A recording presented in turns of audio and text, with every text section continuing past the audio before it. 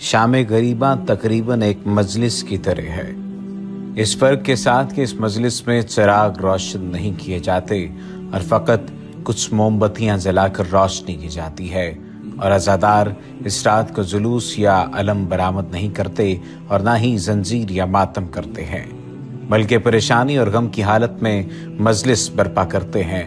जिस मजलिस का मौजू सन 61 हिजरी में गुजरी 11 मुहर्रम की रात है कि उस रात इमाम हुसैन के खानदान पर क्या गुजरी, और बताया जाता है कि अहले बैत की औरतों और बच्चों ने ये तारीक और बेपनाह रात किस तरह करबला के बयाबां में गुजारी। सामईन मोहतरम, आज की इस वीडियो में शाम गरीबां की हकीकत बताई जाएगी, लफ्जी और इस्तिलाही मानी बताए जाएंगे, वाक़यात के बारे में बताया जाएगा और शाम गरीबां के सोग की तारीख, आदाब और रसूम के हवाले से आगाह किया जाएगा। लेकिन अगर आपने अभी तक हमारे चैनल को सब्सक्राइब नहीं किया तो सब्सक्रिप्शन का बटन दबाकर सब्सक्राइब कर लीजिए।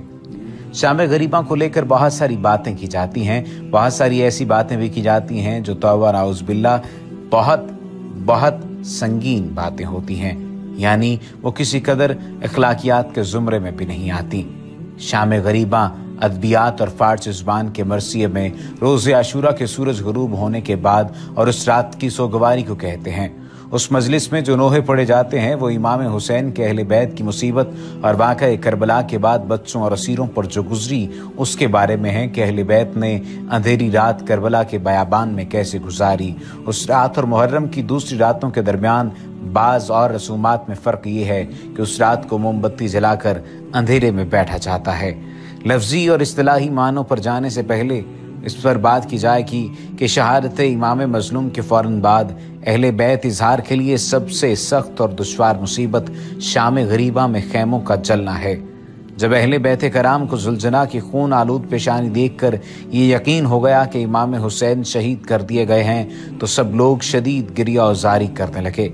उमर साद ने गुस्से से ममलूल होकर अपने लश्कर वालों को मुखातिब किया और कहा, इन खैबों की तनाबों को उखाड़ फेंको और जो भी उनके अंदर में उनके साथ हो जला डालो। उसके बाद सिमर मलून चिल्लाया, जो असबाब भी खैमों में है उसको लूट लो। अब एक तरफ से खैमों को लूटा जाने लगा और दूसरा गिरोह आग लगाने में मसरूफ हो गया। हमीद इब्न मुस्लिम कहता है कि एक गिरोह ने शिमर के हमरा सैयद सज्जाद के खैमे पर हमला कर दिया, जबकि आपकी हालत निहायत ही नासाज थी और शिद्दत मरज के सबब एक बिस्तर पर लेटे हुए थे। मैंने देखा कि आपका बिस्तर खींचा जा रहा है। कुछ लश्कर वालों ने कहा कि क्या इस बीमार जवान को कत्ल नहीं करोगे? मैंने कहा, ताज्जुब है तुम पर, तुम उसे भी कत्ल करना चाहते हो। तब जाकर वो अपने इस बुरे अमल से बाज आए। इतने में उमर साद भी पहुंच गया और पुकारा, तुम इस जवान को उसके हाल पर छोड़ दो और अपने काम में मसरूफ रहो। किसी सूरत अहले बैत तो इस्मत व तहारत इन भड़कते हुए शोलों से निकल कर बाहर आए। हर एक किसी न किसी तरफ अवान की खातिर दौड़ रहा था, लेकिन दुश्मन उनका पीछा कर रहे थे और तलवारों और नोक और नेज़ों से इन मुसीबत ज़दा अफराद पर हमला कर रहे थे। इस वहशतनाक हालत को सैयद इब्न ताउस इस तरह बयान करते हैं, शाम गरीबा में आले मोहम्मद पर गोया तमाम मुसीबतें एक साथ आन पड़ी थीं। सब औरतें और बच्चे दौड़ते हुए कत्लगाह में आए कि जहां इमाम हुसैन अपने बावफा साथियों समेत सरकटाए हुए सो रहे थे। जब मुक़द्दरात इस्मत व तहारत ने शहीदों के बेसर लाशों को देखा, गिरिया जारी करने लगी और सरो सूरत को पीटने लगी। शाम गरीबा के लफ्जी और इस्तिलाही मानी की बात की जाए तो लफ्ज़ गरीब का एक मानी वतन से दूर होना है और बाज़ औक़ात जो बेयारो मददगार और अकेला रह गया हो उसके लिए भी इस्तेमाल होता है। शाम गरीबा भी जो लोग अपने वतन से दूर अकेले और बेयारो मददगार रह गए थे उनके लिए इस्तेमाल हुआ है। इस्तिलाह और फारसी ज़ुबान के मरसिए में रोज़े आशूर के सूरज गुरूब होने और उस रात की सोगवारी को कहा गया है। दुश्मन की फौज ने आशूरा का सूरज गुरूब होते ही औरतों को खैमों से बाहर निकाल दिया और खैमों को आग लगा दी और उस वक्त मस्तूरात फरियाद करती रहीं और अपने प्यारों की लाशों को देखकर अपने मुंह पर पीटती रहीं। उमर बिन साद ने शाम आशूरा को इमाम हुसैन और करबला के दूसरे शोहदा के सरों की तादाद 72 थी। शिमर कैस बिन अशअस और उमर बिन हज्जाज और उजरत बिन कैस के हाथों इब्ने ज़ियाद के पास भेज दिया। उमर बिन साद अपने लश्कर के हमरा उस रात करबला में ही रुका और दूसरे दिन जोहर के करीब अपने सिपाहियों की लाशों को दफन करने के बाद अहले बैत और दूसरे बचे हुए افراد کو لیकर کوفے کی جانب حرکت کی۔ قول کے مطابق محرم کی 11ویں رات، جسے شام غریباں کہتے ہیں، حضرت زینب نے نماز شب ترک نہ کی، لیکن اس مصیبت اور صدمے کے باعث اس رات نماز شب بیٹھ کر ادا کی۔ مظفر الدین شاہ کی حکومت سے سوگ کی یہ رات تہران میں مرسوم نہ تھی اور شام غریباں کا نوحہ ترکی زبان میں ہے، اس لیے ممکن ہے کہ یہ عزاداری کی رسم مظفر الدین کے زمانے میں ترک قوم کی وجہ سے تہران میں شروع ہوئی، اور شام غریباں کی بہت بڑی مجلس اہل ترک کی مسجد شیخ عبد الحسین میں ہوتی تھی، اور زیارات کی کتاب میں عاشور کے اثر کے بارے میں زیارت موجود ہے، جس میں حضرت پیغمبر صلی اللہ علیہ وآلہ وسلم، امام علی، حضرت فاطمہ اور امام حسن یعنی جو عزادار تھے ان کی خدمت میں تسلیت عرض کرتے ہیں۔ شاید شام غریباں منانے کی رسم بھی اسی زیارت کی وجہ سے شروع ہوئی ہو۔ شام غریباں تقریباً ایک مجلس کی طرح ہے، اس فرق کے ساتھ کہ اس مجلس میں چراغ روشن نہیں کیے جاتے اور فقط کچھ موم بتی جلا کر روشنی کی جاتی ہے، اور عزادار اس رات کو جلوس یا علم برآمد نہیں کرتے اور نہ ہی زنجیر یا ماتم کرتے ہیں، بلکہ پریشانی اور غم کی حالت میں مجلس بپا کرتے ہیں۔ جس مجلس کا موضوع سن 61 ہجری میں گزری 11 محرم کی رات ہے کہ اس رات امام حسین کے خاندان پر کیا گزری، اور بتایا جاتا ہے کہ اہل بیت کی عورتوں اور بچوں نے یہ تاریک اور بے پناہ رات کس طرح کربلا کے میدان میں گزار دی۔ اس رات کو شب عاشورہ اور یوم عاشورہ کے غم کو بھی ذہن میں رکھا جاتا ہے، اس غم کو بھی منایا جاتا ہے۔ 9 محرم کی رات ہے کہ اس کے دوسرے دن عاشورہ کا دن ہے۔ شب عاشورہ 9 محرم کی رات ہے۔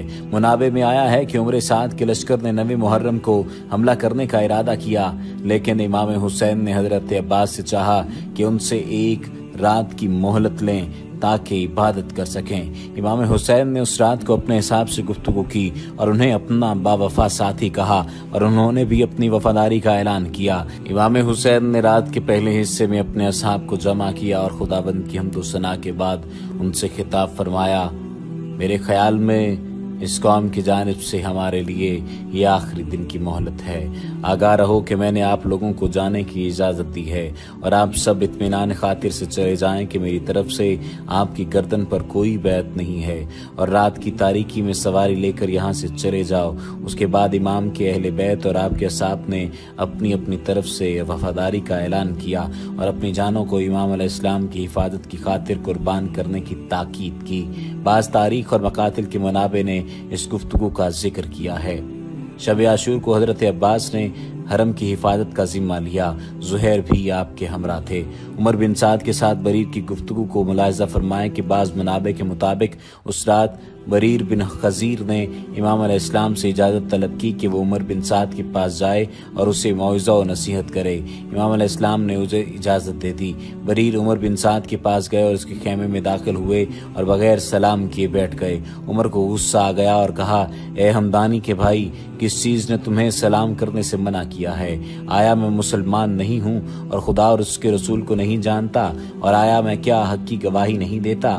بریر نے کہا، اگر اس طرح کہ جیسے تم کہہ رہے ہو خدا اور پیغمبر شناس ہوتے تو پیغمبر کے خاندان کو قتل کرنے کا ارادہ نہ کرتے، اور یہ نہر فرات جس کی موجیں سانپ کی شکل میں حرکت کر رہی ہیں اور عراق کے احوان اس نہر سے سیراب ہوتے ہیں، اور امام حسین ابن علی اور آپ کے بھائی، عورتیں اور تمام خاندان والے پیاس سے جان دے رہے ہیں، تم نے انہیں اس نہر سے پانی پینے سے منع کیا ہے اور سوچتے ہو کہ خدا اور رسول کو جانتے ہو؟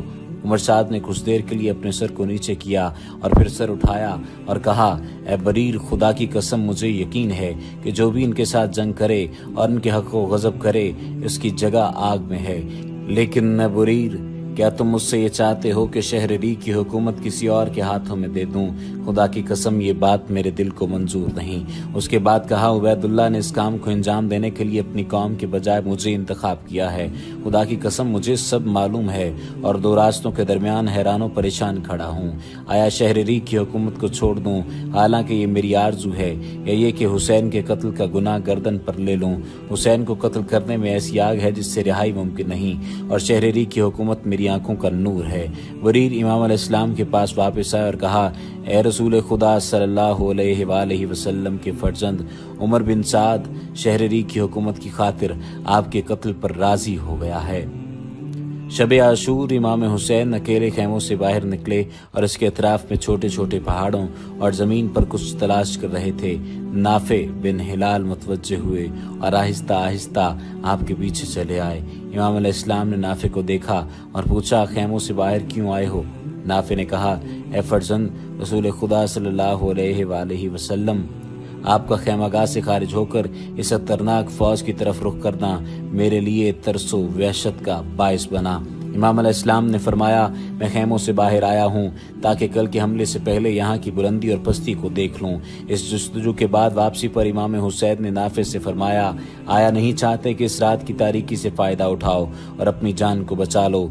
नाफे ने खुद को इमाम के कदमों पर गिरा दिया और कहा, मेरे पास एक तलवार है जिसकी कीमत 1000 दिरहम है और एक घोड़ा जिसकी कीमत भी इतनी ही है। इस खुदा की कसम जिसने मुझ पर एहसान किया ताकि मैं आपके रुकाब में हाजिर हूँ, जिस वक्त तक मेरी तलवार काम करती रहेगी उस वक्त तक हरगिज़ आपसे जुदा नहीं होगा।